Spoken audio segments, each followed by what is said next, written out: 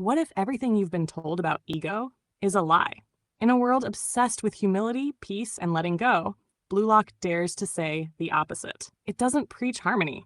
It preaches domination. It doesn't tell you to dissolve the self. It tells you to sharpen it until it cuts through the entire world. This isn't just anime. This is war against ego death. And Isagi Yoichi is leading the charge. Stick around. This one might just change how you see success forever. All right. So let's get into it. Do you think BlueLock's idea of egoism is just anime dramatization? Or is there actually something real and necessary about building your ego to succeed in life? I mean, there definitely is. We have to understand where BlueLock's author Kaneshiro comes from in the first place. Japan and Asian societies as a whole, so the eastern side of the world, we're very collective focused societies. There is a concept of one for all and all for one, right?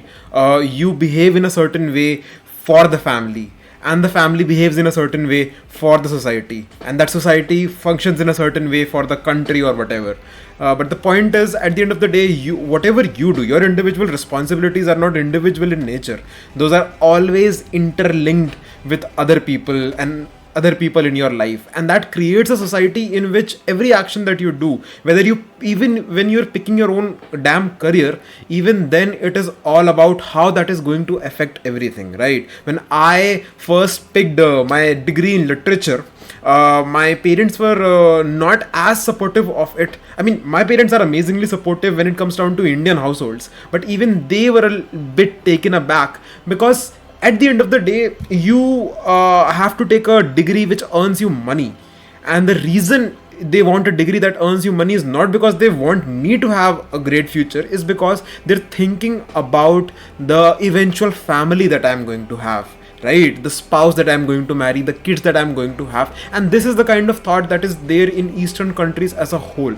BlueLock focuses on a sport. It focuses on football, and how when you're trying to make the team work, it's a metaphor for you trying to make society work, and you sacrifice your own individual needs for it, and you sacrifice your own ego for it. Sometimes you just want to do what you want to do, and by trying to do better for everyone else, you might actually curb down your potential. Let's assume that I'm an amazing actor, that I'm an amazing orator, yet I take the safer path because that is better for my family, rather than taking something which will value for my life.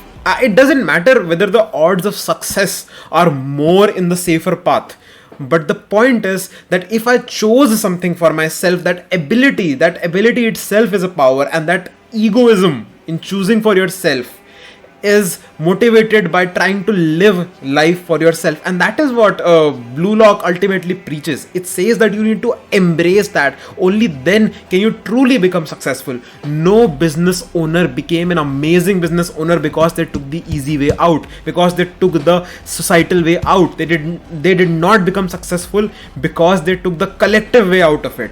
Every single time, every successful person did something out of the blue, out of ordinary, because they were motivated by themselves, by their desires. And that at the end of the day is ego, and it goes against everything that Eastern spirituality stands for, which is ego death. That was a killer opening. So here's the real question then. If egoism is what creates greatness, is ego death just a tool to keep people average?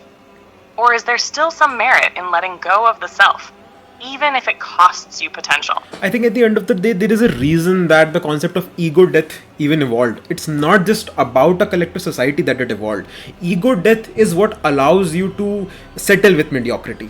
It helps you live through a life. Assume I have a very hard life. Let's say right now I have both of my arms. Assume that I get amputated and I'm only left with my left arm. Suddenly, all that I can achieve in my life is going to be shortened. My potential is going to be nipped in the bud. And at that point, if I develop the concept of an ego death, which is that I let go of my sense of self, my ego, I can get a sort of peace. So if your goal in life is to achieve peace, then you might as well believe in ego death. And that is why it is a prominent thing in Eastern spirituality. See, we have to understand that spirituality at its core is about finding peace with existence. Spirituality is a rebellion against existential horror and existential anxiety. The concept of God exists because we're afraid of death. The concept of God exists because we require hope. And that is the thing with Western spirituality. With Eastern spirituality, the reason ego, death, and meditation, and you are one with God, you are the universe, all of these things are exist because these are ultimately simply cope in order to live with reality. That does not make them inherently negative. But if your goal in life is to achieve success, you require a strong ego. You need to look at your cut out right arm and say, I don't need you, I'm going to do things without you. And there will be problems, there will be challenges in that. Hell, in BlueLock there is a character called Barou, and he considers himself to be the king of soccer. Every team that he's ever been in, he's dominated. He's so talented that everyone passes to him so he can goal. But there was one time in which Isagi humbled the man. He used him as a bait in order to goal for himself, and Barou was completely destroyed. And then we learn the true theory of egoism. It is to fall into despair. Barou does not tell himself that it's okay, there is no losses in life. He does not tell himself that. You know what he does? He embraces the fact that he failed, that he's a loser, and that someone surpassed him. And the philosophy of ego is to accept reality as it is. Yes, I am a loser. Yes, I failed. And only when you see that despair in the face, when you accept that you lost, only then can you try to figure out a way to win. And he does that, and he completely overwhelms Isagi in that particular match, and he is reborn as himself. Why? Because he followed his own ego. A lot of times when we don't realize is that when we lose in life, for example, I want to score 100 out of 100 in a test, and I fail at it. I score 80 out of 100. I can be like, oh, I did well enough. Oh, there are no losses in life. You know what happens? That reprograms your brain into believing that mediocrity is okay, that you can go through life and nothing is ever going to happen. And objectively, that is genuinely true. But if your goal is to become successful, you need to look yourself into the mirror and say to yourself, you failed. You set out this goal, you're a failure. And only when you accept the fact that you failed can you figure out how to win. Think about it. If an athlete never accepts that they failed at something, if you never accept you failed at something, how can you figure out a way to win? Because no one can plan to win if they think that they never lost in the first place.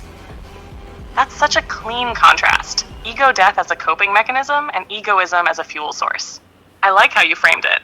Spirituality isn't truth-seeking, it's pain-dampening. And in that sense, ego death is morphine. But egoism, that's adrenaline. So then let's sharpen the core tension. Should your life aim to be tolerable or undeniable? At the end of the day, your aim towards life, whatever your goal is in your life. See, we all have our own lives. A lot of people have different choices in life. A lot of people just want stability. They just want to have enough money, have a family, have kids, and live in peace. If you are that person, go with ego death. Follow that philosophy, and you'll have true peace.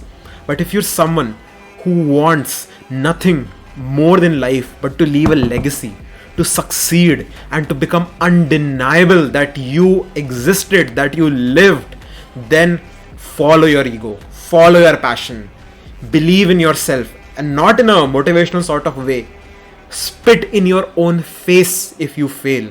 Remember that you're a loser, and only when you can accept who you truly are, that is true egoism. Hiding behind mediocrity is not egoism, that is simply protecting your ego. Following your ego is to berate yourself when you fail and to lavish in the success that you gain every single time that you win. It works as a positive reinforcement so that you win. So if you want to win in life, go ahead and embrace your ego.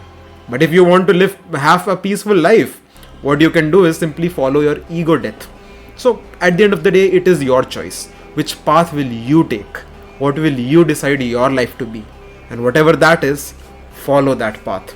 But if you do want to succeed in life, remember, BlueLock teaches you that. Even if it is just a Japanese manga/anime. Ending the video here. In a world where surrender is sold as wisdom and peace is framed as enlightenment, BlueLock dares to say, win. It dares to tell you that ego isn't the enemy, it's the engine. That greatness isn't found in silence, but in the scream that says, I exist and I will not be denied. So ask yourself, do you want to disappear quietly or leave claw marks on the walls of history? If you enjoyed this, subscribe for more unfiltered, unscripted dives like this one. And remember, patterns are everywhere.